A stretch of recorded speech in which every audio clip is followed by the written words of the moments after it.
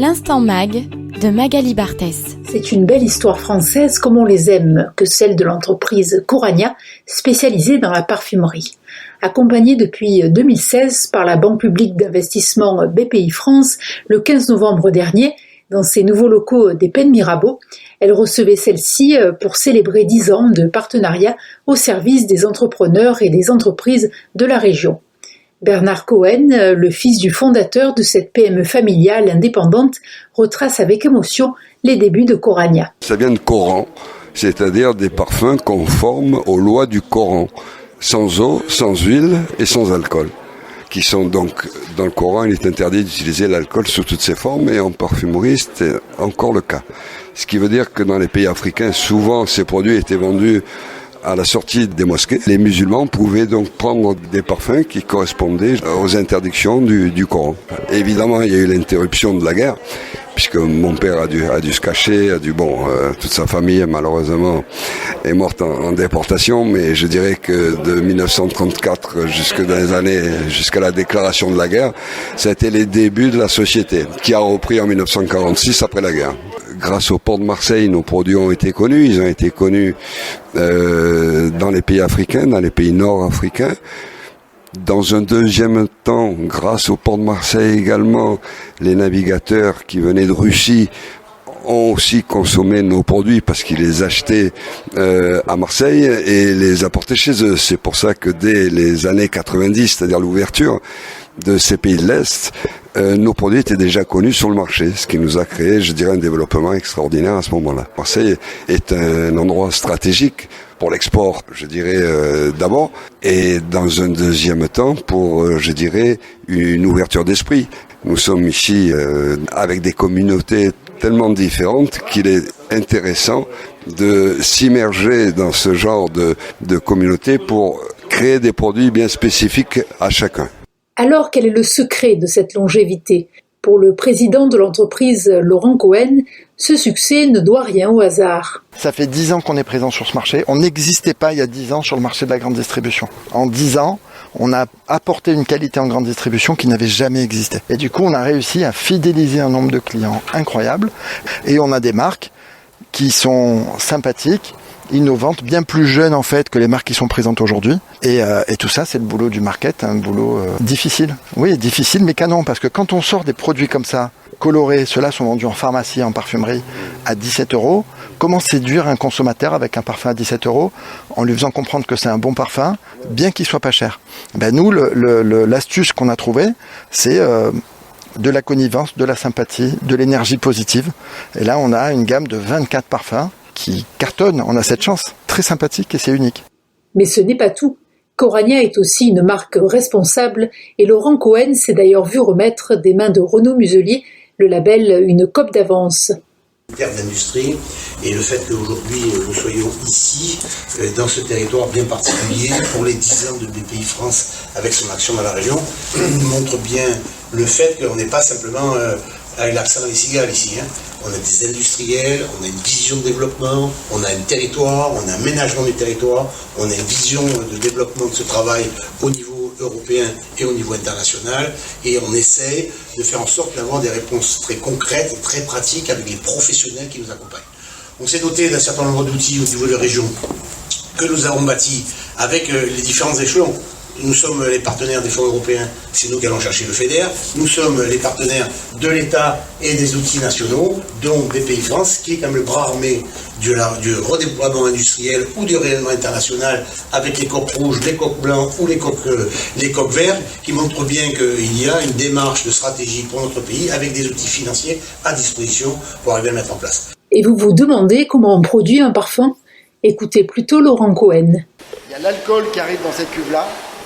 On y insère de l'eau de manière automatisée, de l'eau déminéralisée, et on y met dans cette solution-là de la base parfumée, cette base parfumée qui vient très souvent de Grasse, dont c'est vraiment le savoir-faire ancestral, mais également régionalement, puisqu'on a une entreprise qui s'appelle Technicoflore, qui est un de nos gros fournisseurs de bases olfactives, et qui est notre principal partenaire aujourd'hui.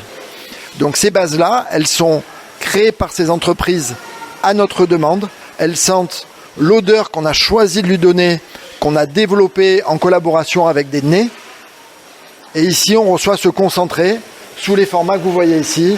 C'est des fûts plus ou moins gros et c'est des produits qui sont donc mélangés dans cette cuve ici.